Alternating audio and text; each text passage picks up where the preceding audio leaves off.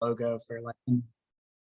Hi everyone, Cal Al-Dhubaib, really excited to be here. My background is a data scientist by training. I was actually the first data science graduate out of Case Western in 2016. I was a class of one because I was a pain in the butt and I created my own major and I really wanted to capture on that trend.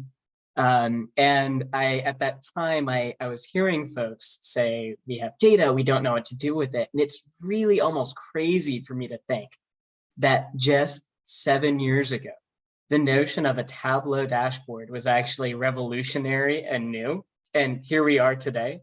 So I started Pandata as a data science consulting group. And our focus was all things data. At that time, that was a lot of dashboards and analytics. And over the past 7 years, it's evolved to focus on machine learning and AI design and development.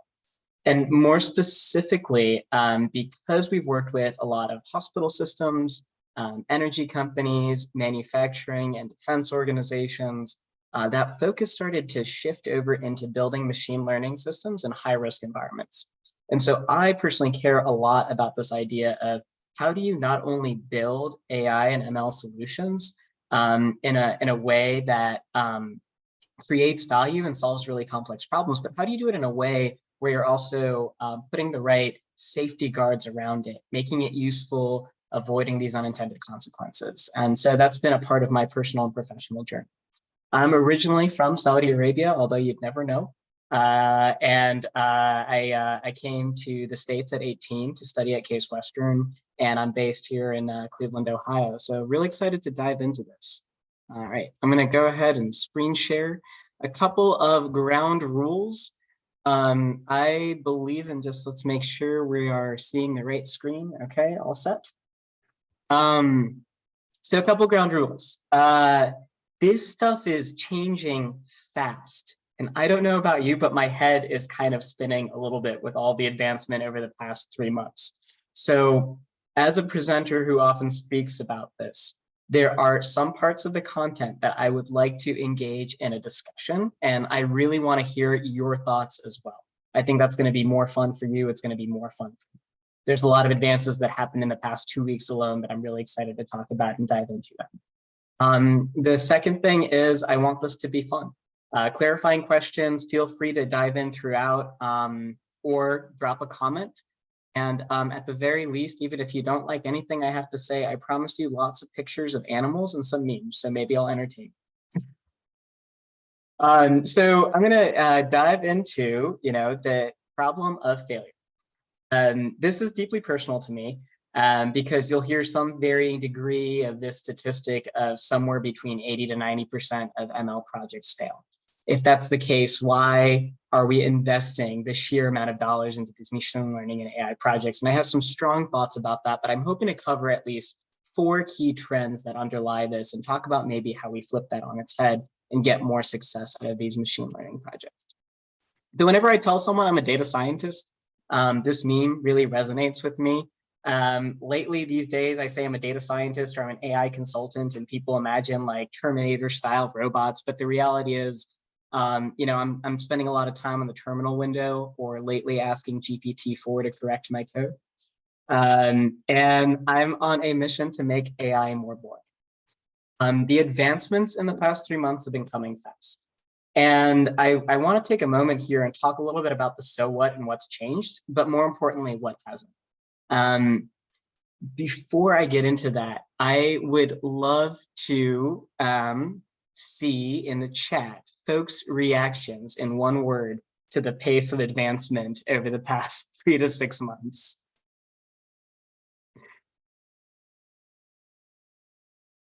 Love it.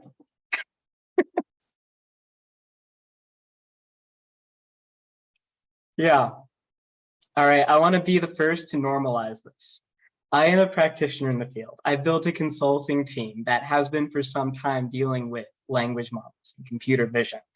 And our typical project a couple of years ago would sound something like, hey, we're trying to deal with patient readmissions, so patients coming back for an unexpected complication, and we don't even know if our data is good enough to build a model around that. We need to build a dashboard to visualize where these complications are happening. That was the level. And all of a sudden this year, we're getting questions like, okay, how do we use language models to query biomedical research and refine which protein markers might be good candidates to look at? Hey, we're trying to build a quality detection system on the manufacturing field for a 3D printing setup where we're trying to detect defects as they're being printed. And so there is this massive level up in expectations across the board around what AI can or can't do. And I think that in part is driven by the visibility that generative AI is getting. But underneath the hood, it's the same talent and a lot of the same challenges that go hand in hand with probabilistic programming. So I want to normalize, hey, if you're in this space, if you're hearing about this space, if you feel the speed and it's exhausting, it probably is, and it's okay. I think this is one of the best ways that we can learn is focus on owning one niche and admitting that, hey, I don't know, and that's fine, and having engaging conversation. So I start with definitions because it's important that despite all of the advancements, I like to simplify AI as it's software that does only two things. Right? Forget about all the definitions. If you go to Webster, it says computers that learn how to think. And I really don't know how I feel about that. But when I define AI, I mean software that does two things. One, it's recognizing complex patterns. These patterns can be in spreadsheets, they can be in documents, they can be in images, they can be in video or audio. And the second thing that these programs do is they react to them. And there's a couple of ways in which we can react to patterns. We can categorize an item. We can predict a future state. Is this patient going to be readmitted? We might be able to select from amongst a large set of items and make recommendations. Think of Amazon, hundreds of millions of products or possibilities. And the latest new capability or ability to react is generate new patterns. And these patterns are no different than the patterns that are being fed in. It can be text, it can be more data, and it can also be more sophisticated things like image. And lately there's some really cool demos on generating video. And I think this definition is important because it helps me understand the big problem with building these AI systems. Probabilistic versus deterministic. With machine learning, you are guaranteed one thing. Whenever you are tasking a model with recognizing a pattern or reacting to it, there's always some error rate. There's always some amount of unpredictability that even with all of the data, all of the rules, there is going to be some error rate. And so what I tell clients all the time is you get one guarantee, and it's that they will be wrong. Models will be wrong. And your choices are how much wrongness are you willing to tolerate? And when the model is wrong, what do you want to do about it? And that's how we build safer systems that get into production. And it's this underlying truth that's a big reason why a lot of machine learning projects fail is we actually can't get it to the performant level that we need to be used and trusted in production. On the other hand, deterministic systems are systems where when I write a query, I'm going to get exactly what I asked for time and time again. And some of the most compelling use cases I've seen in the past few months that really leverage the latest advances are ones that combine these two concepts. There's a really great article that was just released by Andreessen Horowitz talking about this next wave and what to expect of generative AI systems. And so the past 6 months has seen almost mind-boggling example after example of being able to go from prompts to producing a large amount of content. And I think that comes with a handful of challenges. One, personally, I think we are going to get to a state where it's now so easy to produce new content, we're all going to start to turn it off a little bit. And so what this article goes into is thinking about, hey, what comes next? What comes next is condensing, actually taking large amounts of information and condensing it into certain decisions. And for example, a couple of the really cool use cases I've seen demoed just in the last month alone, think of architectural diagrams. Architects today still have to review binders this thick, 700 pages long, and they basically have to go through page by page, and they need to be able to look at differences in where a line was redrawn, where an item was redrawn, and think about the capacity of using a language model or multimodal model to be able to go through that automatically and flag, hey, here are the visual differences, and contextualize and reference that against standards, NIST standards that they are held accountable to. And so there we have like language distilling these large standards into something useful and cross-referencing that against an image. And all of a sudden we're able to start getting condensed information. A couple of other examples I've seen recently that I was really impressed by, Crisis Text Line. They are a suicide, nationally funded nonprofit suicide prevention line. And their biggest challenge is across their thousands of volunteers that they onboard every year. Many of them don't get to experience the high stakes conversation of a person at risk of committing suicide until it actually happens. And so they're taking advantage of these language models to build new ways of training realistic scenarios prompted by certified clinicians who understand how symptoms might present themselves and conversations might unfold. Another example that I've seen recently is this notion of reimagining search. And I've heard memes that search is going to be killed by these language models. But I didn't quite understand it until I saw these demos. Today, a lot of how we search is we have, and respond with your favorite emoji, but who here has 20 Google search tabs open at any given point in time? Think about finding your favorite restaurant. Think about finding, a new apartment, which is something that I've been dealing with recently. You end up looking for, 200, you've got me beat.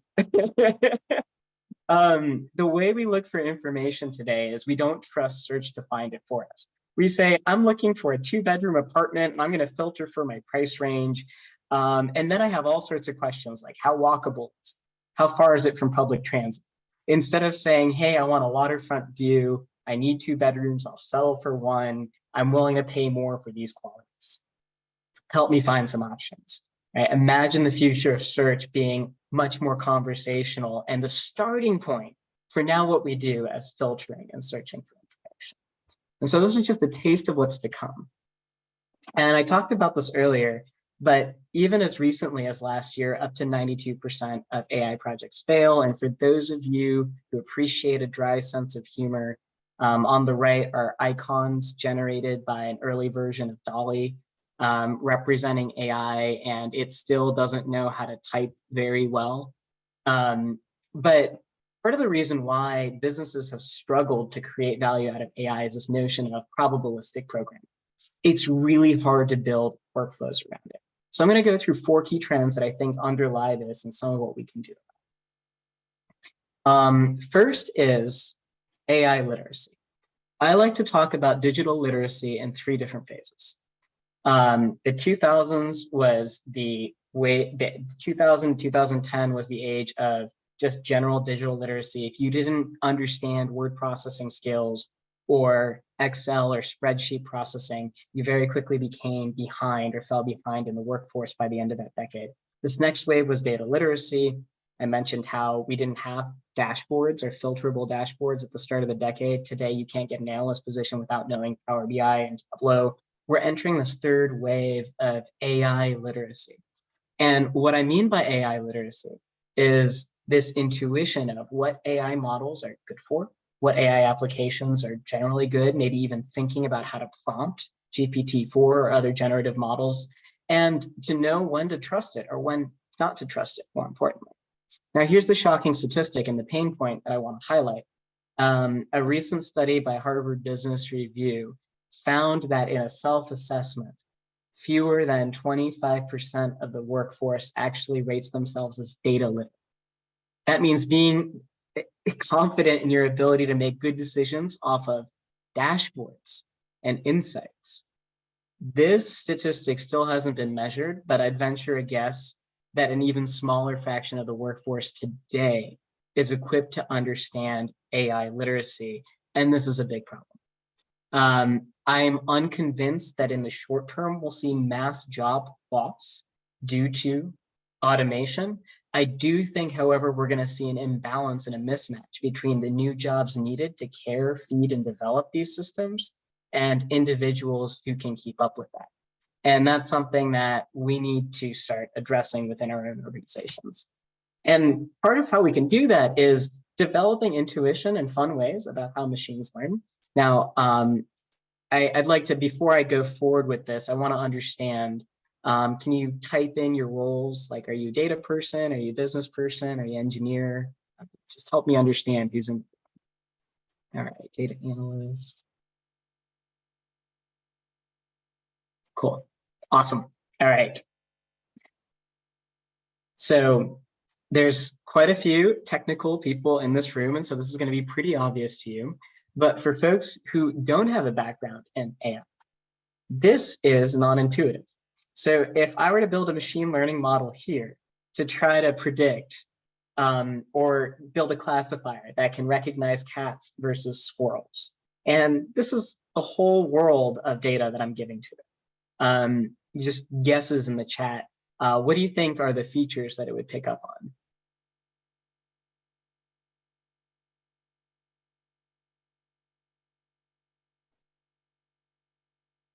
And if you really want to shout it out, unmute and just share your response. I think overall body shape, and probably the head is fairly distinctive as well. Cool. Color, patterns, other answers? I was going to say something similar. I would think eyes. Oh, yeah, somebody else in chat just agreed with me. Cool. And then like maybe stance, like positioning of the body. These are all really cool observations. I'll cut to the chase on this one. Now, this is a highly mocked up example, and ideally you'd want to give more data, maybe 50 images or so. But one of the things we take for granted about human intelligence is we bring a lot of context to these types of tasks. So we already know background and foreground. We've ignored the furniture. We've ignored the grass. We've focused in on the bodies. And now we start saying, okay, we know that this must be a creature. A creature has a head, and we know some things about the biology of these of these animals. And we start to use that to define our own perceptions. Machines don't have that same intuition. If this was the only training set that you give, then what the model might reasonably infer, the laziest or the easiest way to differentiate between these two sets of things is grass and background, right? And this has some real world consequences. And just to show how this plays out even further, when we talk about training models how to do things visually, for example, this is really common in manufacturing, actually, being able to identify defects. There's certain things that we take for granted when we're giving instructions on how we train these models. And so just imagine in your mind, simple task, draw the line around these animals, right? Imagine where the lines will fall, and then think about which one of these is correct. And when humans can't agree on the correct answer, actually, as it turns out, models can't converge on the correct answer. And the number of times situations like this have actually gone in the way of building production level computer vision systems on manufacturing floors is a reason why projects sometimes get abandoned. So before I move on this point, really great question, Lewis. So the question for everybody, in case you can't see it, is if fewer than 25% of the workforce is data literate, wouldn't we expect trust to go down? And I think we're in for a rough ride here. There's a lot that we need to do as practitioners or folks staying close to this to make this safe, friendly, accessible. I think data literacy and AI literacy training and making this easy to fail, easy to understand is a big way that we can address some of these trust issues. But I'd love to dive a little bit more into that at the end of the conversation. So moving on, I wanted to show an example. We actually worked with a client a couple of years ago to build a customer feedback detection engine or categorization engine. So across multiple different channels, including chat, email, survey responses, they were getting millions of examples of customers talking to them about various different issues, some directly, some being referred. And so we built a topic model to try to identify and categorize what are these things about. Some of the example categories we had identified are here on the bottom right. Conversations about the representative, conversations about supply chain and fulfillment, finding information. And initially when we built this model, one of the things that we did was we had folks from their customer service team actually go in and confirm what our model was finding. So if we had a comment or we had a snippet, we'd ask them to evaluate, was this in fact about fulfillment? Was this in fact about finding information? And we took this experiment or this setup one step further, and we had each comment reviewed by 3 different individuals. And what we were looking for there is consensus. How often did all 3 reviewers agree this was in fact the correct category? And what we found, interestingly enough, is that when humans agreed less often, the model's performance started to drop off. So what you're looking at the top there is what % of time did all humans agree that that was in fact the right category? And what you're seeing at the bottom is what % of time the model got it right. And as you can see in these areas where there's lower consensus, the performance of the model really starts to drop off. And so if you don't have human consensus around a certain task, there's very little hope to correctly use AI to build automation around it. And this has real world consequences. Just combining these 2 facets alone, there's a really fascinating study, and this was updated by MIT in the past year. And they found that you can actually predict patient race from nothing more than a CT scan. This is something that a trained physician can't even do. And not that you'd ever want to predict race from a scan, but just like the grass and furniture background was an inferred bias that influenced the model, these characteristics, if we're not careful, can influence the models that we're building. So the second pain point that I want to talk about here is the path to business value is often unclear. And there's this big gap between trained data scientists and business professionals. And there's this notion from business professionals that looks something like this. Hey, we've got some data, and then we're going to build a machine learning model, and then that's going to drive business outcomes. And I think engineers, we're also guilty of thinking about it in the same too. All right, give me the data set, tell me what the objective function is, and I'll build a model that reaches X accuracy. And that equals dollars. But the reality is that there is most often, especially in these high stakes use cases, some human decision maker that's operating off of a recommendation or a prediction, or we're influencing some behavior.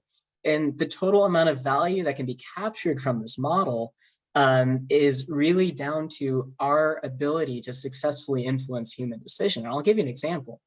We were recently working with a hospital system, and we were helping them build a data model around surgical cases. They have over 3 million different cases that we had indexed, and they really wanted to understand what were drivers of cost. And I kept saying, hey guys, we can do so much more than this. We can actually predict what will be your most costly procedures at the time they're scheduled. And they said, no, we don't need them. And I said, trust me, you need this. We went and we built a model, and our model was more than 80% accurate. We could identify when a procedure was scheduled, whether or not it was going to be in the top tier of cost. And I thought this was phenomenal. We can make some real change here. There's millions of dollars on the table. And right now, most health systems are suffering from lack of profitability. So I thought this was going to be a game changer. As it turns out, after further inspection, some of these most costly cases were things like a patient that was in a car accident that needed to come in for emergency reconstructive surgery. Right? These are the things that even if we know them in advance, we can't really influence the decision around. And the number of times I've seen models buried as a result of not being able to influence decision-making appropriately, or an organization racing to predict something, only to realize there's very little they could do about it. is a big reason why a lot of these projects ultimately fail. And that's really interesting food for thought. But in a more positive example of this working out, with that same health system, we actually helped them build a model to identify which patients were most at risk of missing their breast cancer screen. So they care for about 100,000 patients that would qualify for screening across various different age and ethnicity groups. And out of these 100,000 patients, what they wanted to know is who's most at risk, who should we reach out to? And so the initial data science problem that we were trying to solve is, can we predict with a reasonable level of accuracy what age an individual is most likely to come in for their first screening with no other intervention? And this is important because by the age of 50 to 55, women should be getting an annual screening. And so we want to know who is not likely to show up until after the age 60, after the age 65. And we want to empower the care coordination and outreach team to be able to do something about it. And so the evolution of this project was, hey, let's start with giving them a tool. Let's allow them to see by age who we're predicting to show up at what age, and then give them some filters. Based on the requirements, these filters are real simple, like things that relate to the patient's demographic, their race, their current age. And so they could, drill down and say, we're looking at the patients between age 40 and 50. This is the window we care most about. We want to know the ones that are really at risk for being delayed. All right, this was cool, but there were still a large number of patients. And beyond that, these care coordinators actually have to determine the best way to reach out to these patients. And so we ended up having to augment this model with some explainers. And so what we actually did is we built a secondary model that leveraged characteristics about their demographics, their age, their income, household characteristics, and helped explain and influence which weighed in favor of them. So basically things that reduce their risk of coming in late and which things increase their risk of coming in late. And we turned this into a tool where they could drill down into a specific patient. This is all grayed out, and then predict and understand what were the most influential factors. And this was the aha. This gave the care coordinators the tool to understand, okay, this individual is actually caring for 2 individuals in their household over the age of 80. They might not have the time to come in for themselves. And this empowered them to come up with their own strategies. It wasn't the predictive model in and of itself. It was prioritizing and presenting the right information in order to empower them to take action. And we're now pursuing a grant with this organization to double down on this and scale this out across other cancer types. And a favorite story that I like to share is Georgia State University. And this is real basic. This is stuff that they did in 2016, right? We race ahead to all these crazy new capabilities that we have at our disposal today. But what I like about this is at the time, across 50,000 students, about 60% of them on some form of Pell Grant, and another 60%, a lot of it overlapping, were minority students.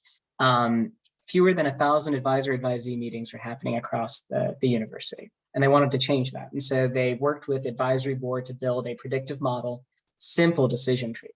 700 features factored into this model, things like interim test scores, progression along their majors path.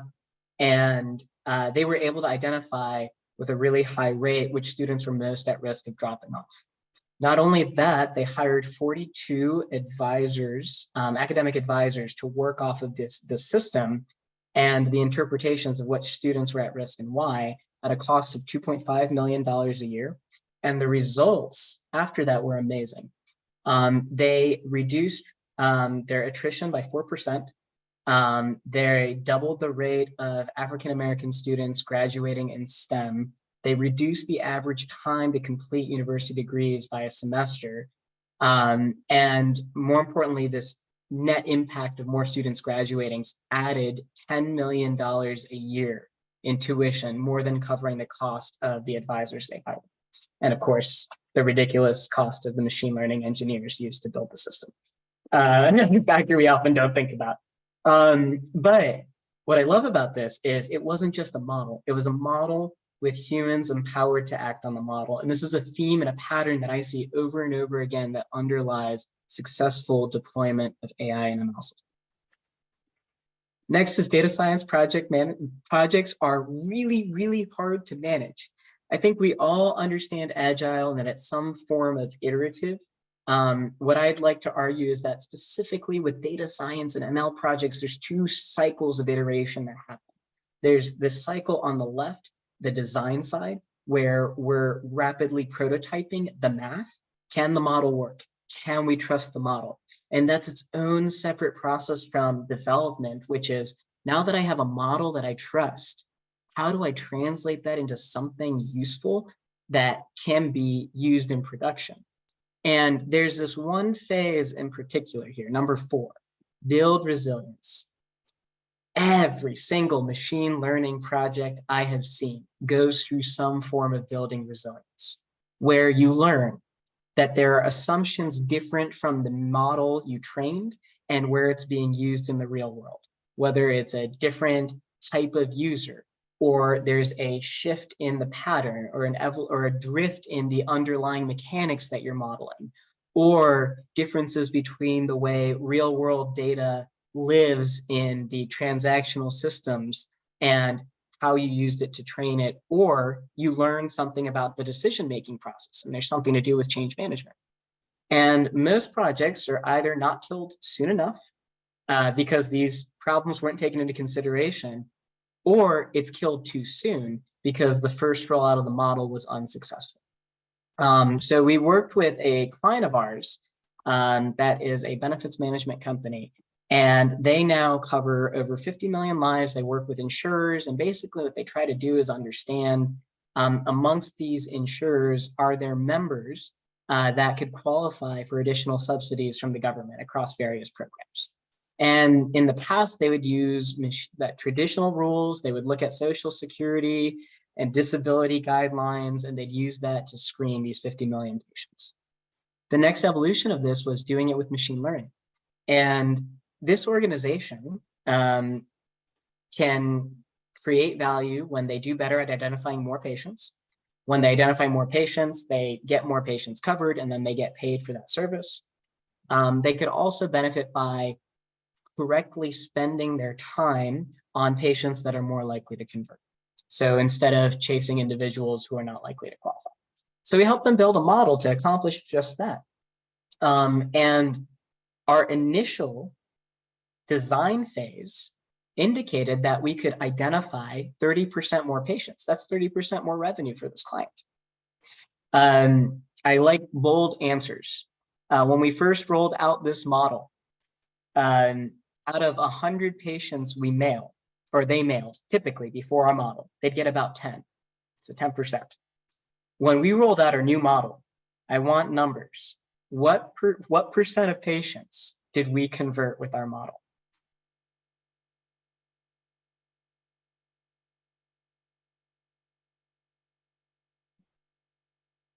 $25? That's very generous, thank you. We converted fewer than 2%. Not only were we worse with the AI or with the model, we were so much worse, we almost got fired on this project. And what had ended up happening is the patients we were identifying actually looked a little bit different than the patients they were used to managing. And I love sharing this story. The individuals in charge of the contact center that selects which patients get prioritized for outreach, they're incentivized. Their bonus depends on how many patients they close and get managed successfully. They saw a new system introduced, and it was designated as pilot. And so they weren't even incentivized to prioritize our mailings, and the pilot failed horribly. So what ended up happening after this is we launched an educational campaign. We helped them understand what went into the model. We helped build a secondary explainer model on top so that they can interrogate decisions. And once we started to build trust in this, we actually helped the client turn this around with very little changes to the model under the hood. And their revenue increased by 18% month over month after that.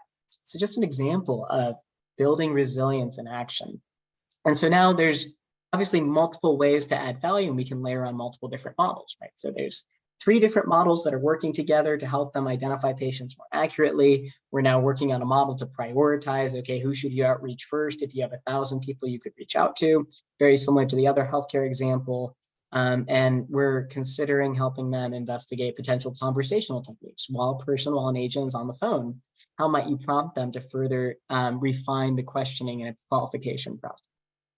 And this is my last point with AI and why projects fail. Managing AI risk requires a lot more than check the box. And this didn't used to be as obvious, but I'm not going to go through each of these. But in the past 3 years, we've seen some pretty terrible outcomes, from self-driving cars behaving in non-human ways, even though they're generally more safer, to Amazon and other attempts at screening or using AI to screen resumes, resulting in bias against certain genders, to actual algorithms used for prioritizing patient care, unintentionally putting white patients ahead of Black patients. We've seen this play out, and we're only going to see more of this play out, especially as we consider the more advanced capabilities with generative models. The big challenge is, and why this is different, is when we're taught ethics as engineers, we're taught don't cheat, don't lie, add extra safety measures. It's very procedural. When it comes to models, and especially the more advanced models, it's very hard for us to imagine how they might fail. And that itself is the problem. And I'll go through a few different examples. If OpenAI, the company behind GPT, did this really cool and fun study of standard computer vision systems and how fallible they are to simple manipulations. If you take a picture of this apple and this chainsaw, it gets it. Like, yes, super high confidence, and it's probably nothing else. But if you take a relatively low-tech piece of technology and take a sticky note and write iPod on it, the apple is now an iPod, and the chainsaw is now a piggy bank. There are some hacks that research labs have explored where you can actually take 2 pieces of tape on a stop sign that will trick a self-driving car into recognizing it as a green light. And so models break in ways that we can't even anticipate. There was a study done by National Research Council of Canada about bias baked into sentiment systems. The same challenge exists today in large language models. And the experiment was simple. They created a bunch of sentences, and the only difference across the sentences were whether or not they used traditional African-American names or traditionally African-American names versus traditionally European-American names. And what they found was that on average, the sentiment scores were more negative when African-American names were used. Nothing else in the sentence changed across 200 different sentiment systems. The Allen AI Institute has some really cool pioneering work about testing the resilience of language models and Q&A systems. I encourage folks to check it out. And this is just one example of interrogating question answering systems. So kind of similar to large language models, where you give it an unfair question. Hey, the person over the swing is Angela, sitting by the slide is Patrick. Who was the entrepreneur? And I'm not going to go through all these details here, but the worst of humanity is confirmed, right? When you ask these question answering systems, these unfair questions, the bias in these models comes up. And oh, by the way, this bias exists. GPT-4 has several safety layers on top of the language model itself that prevent these results from returning. But if you ping the language model itself, you will still get this. And here's an example with image generation. There's a really cool tool that you can look up on Hugging Face. That's a prompt bias explorer. These same problems occur with Midjourney, but when you ask DALL-E, for example, for a group of engineers, you'll notice that they're predominantly masculine, they're predominantly nerdy, and they're predominantly white or Asian. And my question here is this accurate? Is this correct? And I don't know if I'm qualified to comment on that. And that brings me to the challenge with bias as we think about AI. I like to represent things on this chart in terms of 2 forms of complexity. On the y-axis, we have data complexity. spreadsheets, documents, images, all the way through video and bigger scales of data, bigger complexity. And then on the x-axis, we've got tasks, starting with measuring, is something there, not there, predicting how likely is this to happen, selecting amongst a large number of recommendations, and then generation. And the further up into this top right quadrant that you go, the more likely you are to encounter risk. And the reason why that is simple, when you have more complex data, it gets harder to query definitively. We can all query a spreadsheet. With some cleverness, you can query an image. It gets harder and harder to query audio and video and all the characteristics. On tasks like, is it there, is it not there? You can build up ground truth relatively easily. On predictions, you can verify whether or not something actually happened. As soon as we start getting into recommending actions, even if there's 1,000 movies Justin might actually watch, Justin is not going to watch 1,000 movies. I don't know, maybe. And if I asked everyone here to summarize the 3 takeaways of this talk, I doubt we'll all get the same answer. And so defining ground truth and difficulty of defining or querying the data, the intersection of these 2 things is what makes it really, really challenging to manage the risk of these AI systems. And my call to action here is, it's time to stop checking the box and get creative with how we might approach testing robustness or building safety measures around these things. And just one example of how we might do this with large language models. Just been obsessing over this for the past few weeks, especially because we're already starting to work on some projects that touch this. But if you think about the standard way we interact with GPT, you have a prompt, you have the language model, and then you have the response. There's lots of different layers that we can add in between. For example, can actually have a system that catches the prompt and filters it. Hey, is this even appropriate? Is the user asking for something they shouldn't? Could we refine this prompt and make it more effective? There's also security risk I've read about recently about injecting stuff before a prompt. So imagine a hacker takes control of your browser, and then there is an invisible piece of text that you can't see, but the model gets to see, that provides inappropriate instructions. So you have these filters to catch that.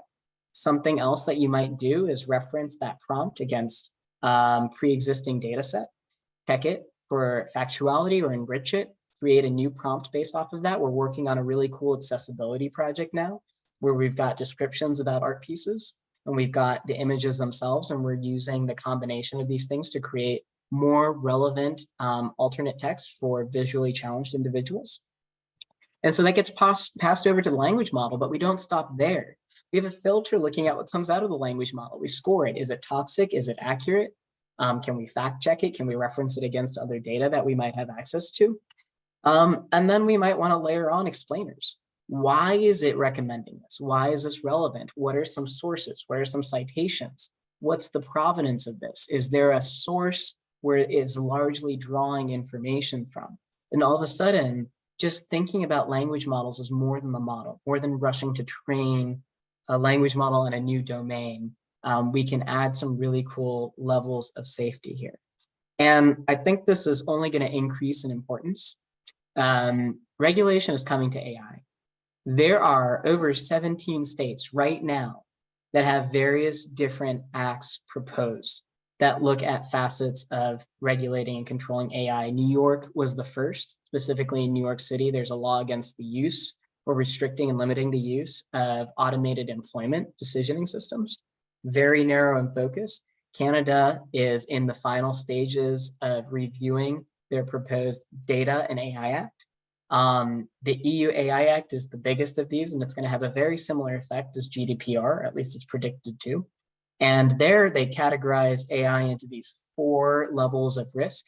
Unacceptable, for example, autonomous weaponry. We won't do that. We will criminalize that. High risk, things that affect the human condition, human safety, mental safety, physical safety, etc., access to financial support, loan processing, and then low and minimal risk, where it's like interacting with a chatbot. And at the lowest level, they're going to require that at least there's disclosure. You're interacting with an AI system. At these higher risk levels, there are certain standards. NIST is rushing to build out standards now. They just released the RMF, so the risk management framework for AI. Highly recommend that as a resource. But there's going to be certain testing requirements in place. In fact, I predict that we're going to get to a place where building AI systems, especially in this high risk territory, is going to require a process no different than a SOC 2 audit.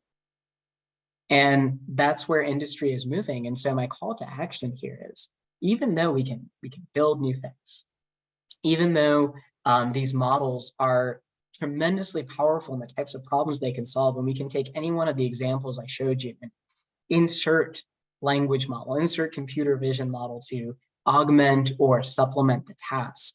A lot of the basics still remain the same. We're still dealing with probabilistic systems. We still have to figure out how to connect that to human decision. And we still have to get creative and think outside the box when we stress test these systems to make sure that they're safe, fair, and effective for human use. I want to invite everybody, in conclusion, to join me in making AI boring, because when we put it on a pedestal and treat it as something that is magic or science fiction or so advanced and so different, it gets in the way of us addressing it in this very fundamental way.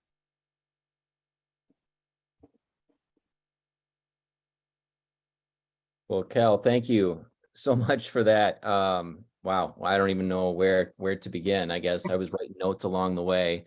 I do think that it's awesome that you mentioned, as I want to tie it back a little bit to NIST, because we have a presenter actually who's going to be there from NIST talking about the AI risk management framework.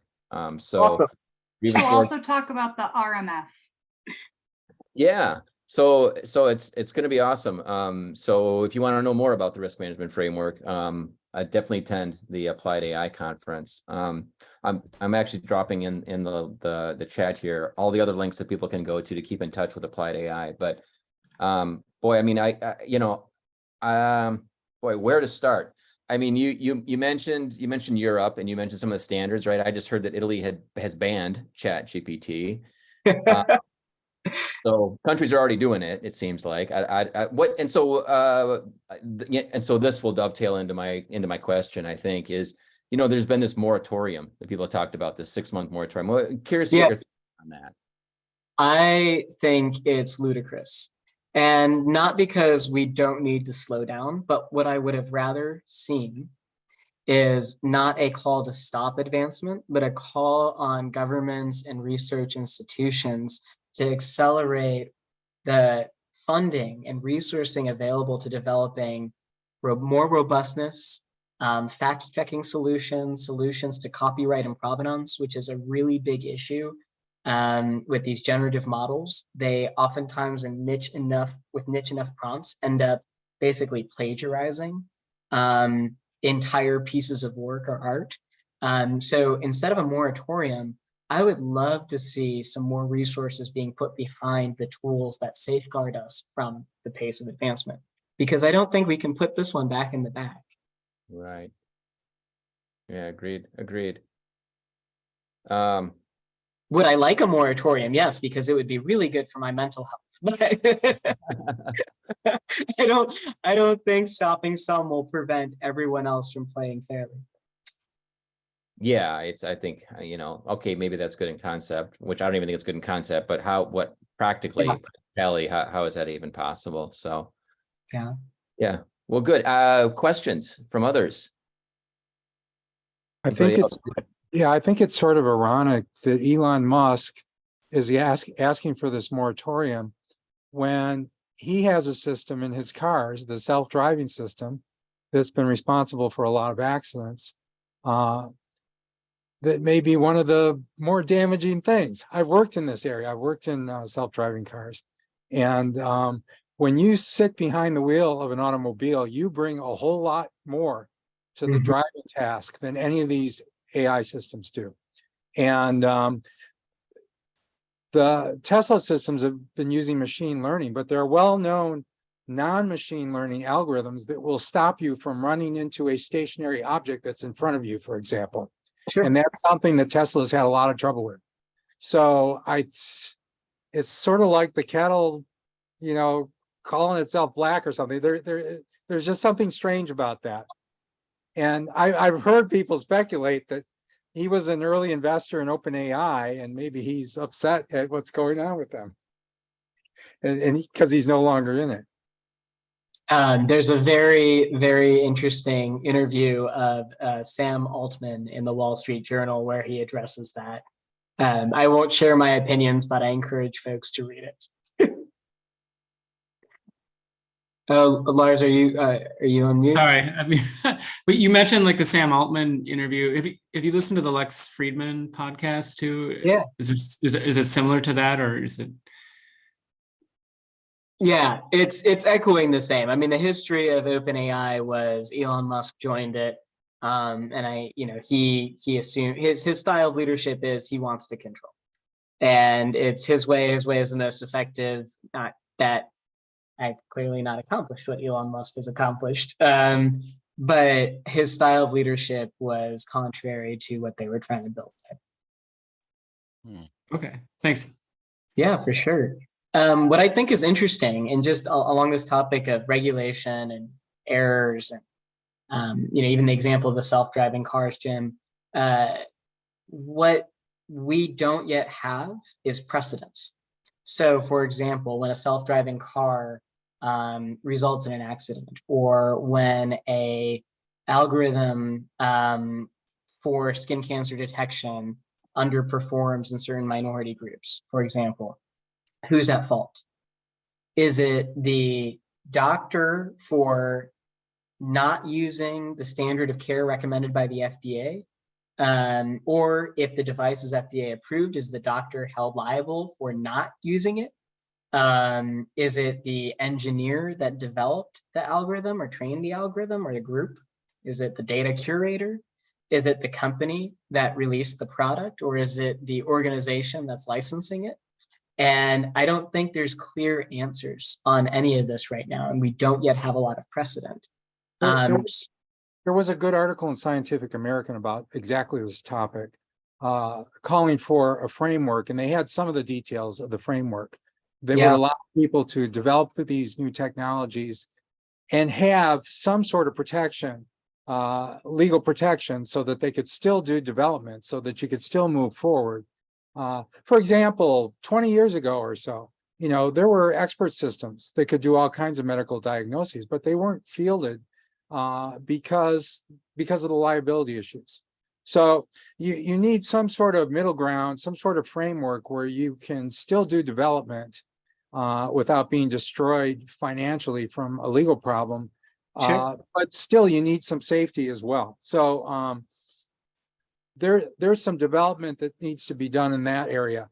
I think regarding the pause, the thing that gets me about all of these things, where they say, well, we have to do everything ethically and all this, we're not the only people developing this stuff. It is being developed around the world. So the US can pause for 6 months if it wants to, but China isn't going to pause. So, you have to consider the reality of the situation. My biggest prediction on where this ends up right now, and that Anderson Horowitz article is a really, really good gem. Justin, I'll share the slides with you after this so that you can post it in the links. But there's a huge wave of advancement happening in content creation. And I think that's creating a false sense of the speed at which we're building things. I'll connect this, Saul, to your question on proprietary data and LLMs. There are going to be, we're hitting some roadblocks now, including traceability, including copyright protection, including the reliable use and incorporation of these LLMs into high-risk environments. It's one thing to build a query system that helps you sift through papers and then pick and choose what you're going to interpret. It's one thing to build a conversational knowledge bot that helps a user query against, a help guide or produce snippets of code. It's another thing when we talk about using these same LLMs to build decisioning around patient charts and medical records.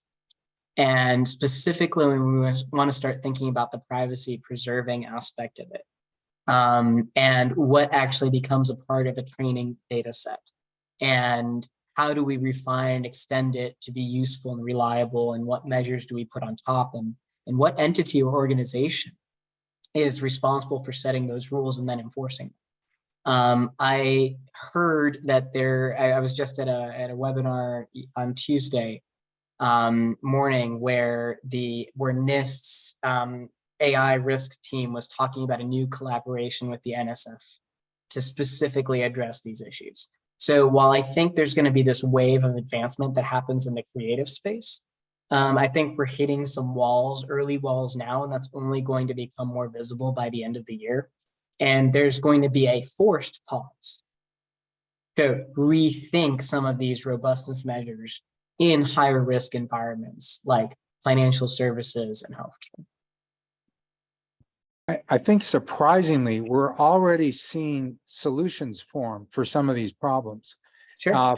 For example, Getty Images recently sued, I think it was the diffusion, or the state diffusion folks for scraping their images. And Adobe and NVIDIA just came to an agreement with Getty Images so that Adobe will be using Getty Images in generative image generation software that goes with Photoshop. And so when the Getty image gets used, they get paid. So they track the use of the images that they're using to generate the new content. So and then there's another problem, and that is with copyrights. When you're using generative AI to generate an image, and let's say you populate your book with images from generative AI, you cannot get a copyright on those images. Right. So what if you instead train something based on your own images? I think what we're going to see is we're going to see more and more custom systems that will allow you to train on curated data. For example, if you're a photographer, you will train it on your own images and perhaps generate some new creativity with your own images. If you're the Mayo Clinic, for example, instead of getting crappy healthcare advice from ChatGPT, they'll have their own chat bot that's trained on their own curated documents, which they're overflowing with as it is. So I think we're going to see a lot of these custom things. We'll see plugins, for example, if you want to generate a stack for presenting, your new company to venture capitalists, there will probably be a plugin to ChatGPT for that. There are already plugins for mathematics, for example, because ChatGPT is just an idiot in the way that it learns how to do mathematics. So there are plugins to improve that. So I think we're going to start to see a whole collection of plugins for certain specific areas. And another problem is if you engage in a session with one of these chatbots at your company to try to figure out something, that has to do with your own proprietary information. Well, companies were finding out that the sessions that they were having that contain their own proprietary information, that information was showing up in sessions that other people were having outside of their company. So they they were saying, do not share anything with these bots that is company private. So OpenAI said, well, okay, we won't train on the user sessions now. But is Microsoft going to say that? Is Google going to say that? So you can't really trust them with your proprietary data. So you're going to have in-house systems that you can use your proprietary data with, and you don't have to worry about it leaking out and ending up in somebody else's chat from outside your company. So we're going to have a lot of proprietary versions of this stuff and plugins and so forth. There's a lot left to figure out, and I think that's good news for the people in this room. Right. So call to action is clearly there's a lot of challenges left to solve. And despite what you're seeing in the media, what you might be feeling about the pace of advancement, there is still a lot of productive opportunity left to contribute. one of the cold water kind of thoughts that I had is I listened to your examples, and thank you very much for the examples, Cal, because they help a layperson's mind get their finger around the application potentials. And I happen to be someone that calls into question medical experts that perchance are a little bit more prone than I think people should be to head for the newest chemical approach to fixing things as versus trying to get back down to where are the nutrition implications and those kinds. That's a very general statement, but it gives you a sense of my mind. And your example about breast cancer and screenings.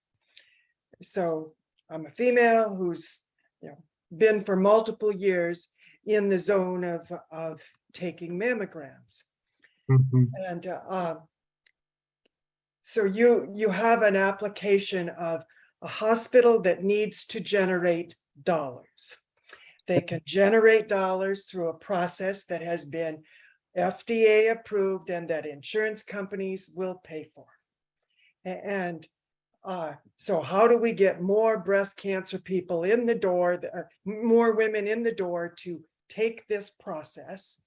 And the machine learning analysis and data questioning, et cetera, that you gave as the example, once it was appropriately massaged, was positive in raising the revenue from the circumstance. Okay. But you then introduce, and so it's a reinforcing circumstance. This is said to be good, and we're getting more and more people to do it, and it's good for our bottom line, and heavens to Betsy, it's got to be good for them because we were told this was good. But now you get the circumstance of, oh, wait a minute, we've been doing these squish yourself until you can hardly see straight tests for multiple years, and oh, there's some studies that are showing that that isn't necessarily the best thing to do for this physical piece of tissue. And how do you, once AI and machine learning is applied successfully in this circumstance, it's hard enough to unwind it when you don't have a generation engine working, but here you have a whoppingly successful generation engine working with the consultant team getting paid money from it, the hospital getting paid money from it, the government throwing more dollars into the fact because we're reaching all these people and we're reaching them from the full spectrum of society. And at what point does the voice that is saying, but wait a minute, what you're doing may not really be having the effect that you wanted it to have. And that's one case in point. It may not be the strongest case, but I think there's the potential of creating a flywheel kind of circumstance that may not be addressing the right question or the right circumstance in the first place. No doubt. System hardening is a known issue. A great example is a lot of companies in the space refuse to build facial recognition or make facial recognition APIs available to law enforcement out of fear that differences in performance across skin tones or would lead to extra policing in hotspot areas and reinforced biases. And so this is a known issue with machine learning. What I will say is, in this case, we did follow standards of care, and we do know that standards of care change from time to time. We actually had this discussion with the physicians where the age at which it's recommended might change based on new findings. The frequency at which it's recommended might change due to new findings. So while I can't comment on the clinical side of it, I can say that we had to make some choices on the modeling side to really understand the nature of the problem, and that there really needed to be some sort of way for clinical decision makers to interpret the result. And so our result was merely predicting the age at which an individual would come in for screening and putting some supporting evidence behind that. And it's up to the health system to follow current standards of care and guidelines, including how often the patients are getting screened and at what age that regular screening needs to happen. But we did build a system to really empower clinical decision-making and not reinforce the decision itself, if that makes sense. And that's one step that data scientists and people designing these systems can take to really avoid that flywheel effect you're describing. And I think it's a critical step because you know, this may be a jaded slice, but whoever is on the receiving end of the dollar benefit from a process will have a very difficult time, no matter what the scenario is, to check themselves on whether they're perpetuating something that should be perpetuated. And you know, it's the whole old adage of follow the money. And so if the data scientist, who is somewhat the neutral in the circumstance, can, per the, how do you put parameters on a circumstance, almost force the revisiting of some of the issues every so long in a process. Maybe that's a way to put parameters on just having something keep on going. Like you said, you allowed for it, but as regulations are formed, is there might there be a way to say, let's reevaluate the foundational approach every Y amount of time or something like that? That's exactly why the risk management framework, the RMF we discussed earlier by NIST, is being proposed. There are a lot of standards out there, and frankly, it's not reasonable or warranted for a data scientist to be as well versed in the entire legalities. However, if we have standards to follow and clear guidelines, it's going to reduce the risk of a lot of these things.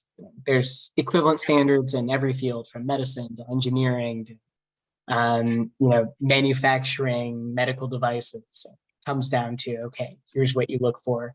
These are the guidelines. This is how often you revisit. So I'm excited for more clarity. So, Arthur, I saw that you had a question earlier. Thank you, Lois, for the conversation. Arthur, you got a question? Yes. Do we have enough time for another question, Justin? Yep, absolutely. We had another 12 minutes. We'll go till 8. Okay, cool. So first off, Cal, thank you very much for your presentation. It was very well done, very well presented, a lot of great information. So just want to put that out on Front Street. Thank you very much. It was great. I wanted to combine two statements that you had and then sort of ask a question. You said, as practitioners of technology or technologists, it's hard for us to imagine how something might fail. And that's a really interesting statement because, it's a statement born of truth, right? We don't apply null hypotheses when we start building out these models. We just think, let's just try something and let's just go. I know that you have your own company. What types of things have you done and what lessons have you learned along the way that have made it easier for you to not fall into the same traps as you've gone on building? Great question. I think this is a learned muscle. The idea of thinking about how to manage potential biases of models really became more apparent to me over the last 3 years than it did any time before that. So just two of the examples today: screening for disability and screening for readmissions. The very first time we did something like this was maybe 4 or 5 years ago now. And after we built the model, it was like, great, we're helping people. We're identifying more people that could qualify for this support. Wonderful. And then the head of outreach for this organization reached out and said, might we be reaching out to individuals, or they had questions about their process in general, might we accidentally be reaching out to more people from a certain ethnic background than others, all else being equal? Is that, could we be doing that here? And we were like, oh crap, we have to do some investigation. It actually wasn't easy to get to that data because unless there's a very good reason to keep race, many individuals choose not to keep it, or organizations choose not to keep it to avoid risk in its introduction and analysis. And so we had to really go about, one, building the right data set around this, building the justification of why we actually had to have them, and then went ahead and assessed the model on two fronts. We had to assess, one, what's the baseline? What does the pool look like? Two, what's the model selecting? And then three, what's happening on the decisioning front? And we found that relative to baseline, actually our model was proportionate for the populations that they were serving. What surprised us the most is that there was a difference in the way these applications were being processed, and there were certain minority groups where there was a delta in approval rates. And we were able to provide that insight to Director of Outreach to work on raising awareness for that with the relevant government offices. And so next, we're dealing with this readmissions model, and we're talking about social determinants of health, and a factor being number of individuals above the age of 80, just for that one example that I listed in the slide. Well, minority communities and families tend to cohabitate and have multiple generations in a household and more individuals. And so might we be influencing the results of these algorithms based on protected factors unintentionally? Now we know this going into it. So now our default mode is we start asking these questions up front. All right, who are we affecting? What's the worst thing that could happen here? Even if it's silly. And it's a little bit easier when you're dealing with these lower complexity models, detection, categorization, prediction. It requires a lot more role playing when you think about the more advanced models. And I'll end with this. Data science within the software engineering field, unfortunately, remains one of the least diverse professions or groups of individuals to date based on recent statistics. And it's a pipeline problem. And we know it's a pipeline problem. But that doesn't change the supply in the workforce right now. And my advice is, if you are talking about building a model that influences even a second order decision, you're influencing a doctor that then is taking an action with the patient, or a tertiary decision, you really need to understand the constituents. And if there's a chance that it could influence someone of a certain background, you need to have that person in the room to at least understand what their perceived risks and fears might be.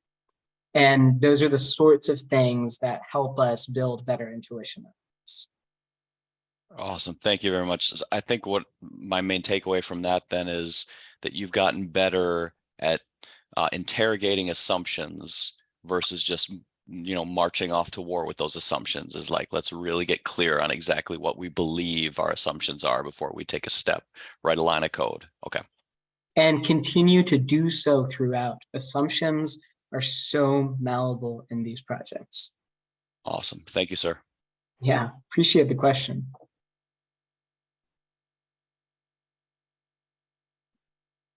Anyone else got another thought here? We have another 5 minutes or so. Things you want to talk about? I just you wonder. Also ask me easy questions, I just wonder about systems to double check things, like a second opinion, or look at something from ChatGPT and see if there's any truth to it or if it's just off the wall.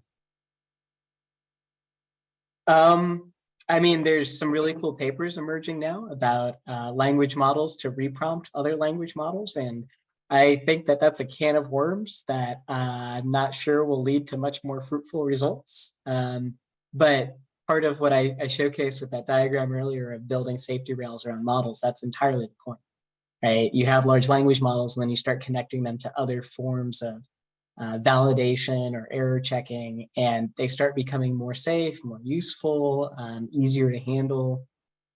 So certainly there's more room for research on that front. Saul, I see your hand raised. Yeah, thanks, Cal. Great presentation. I really like the insights and like the concrete examples you showed.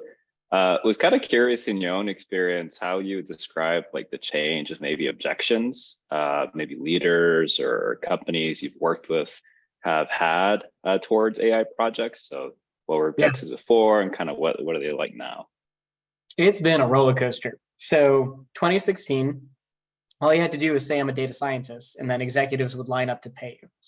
In fact, I had one recruiter approach me and say, hey, our CEO hired 6 data scientists and we're building out a data science team and we're still not getting results. I need to find 7 more. And I had to say, stop. More is not going to solve this problem. And then there's this phase of disillusionment. I'd say from 1918 through 2020, AI and ML initiatives were treated as very siloed research lab. Large organizations that had big budgets would do it just to claim that they had ML projects. Very few projects made it into production. A lot of data scientists ended up leaving their jobs because they weren't satisfied. They weren't building meaningful things and tools. 2020 through 2022, the attitude was, holy crap, we've got COVID. Our traditional models are breaking. We need more ML. We need real ML. And I started seeing more projects get adopted. And still the failure rate held, but it's because organizations were finally encountering the friction of real world versus training data, change management, and organizations that are now considered leaders in AI and ML. If you look at, Gartner's rankings or whatnot, look at case studies in HBR, they highlight these leaders, and the leaders are the ones that successfully faced and traversed these challenges. Now the conversation's changing.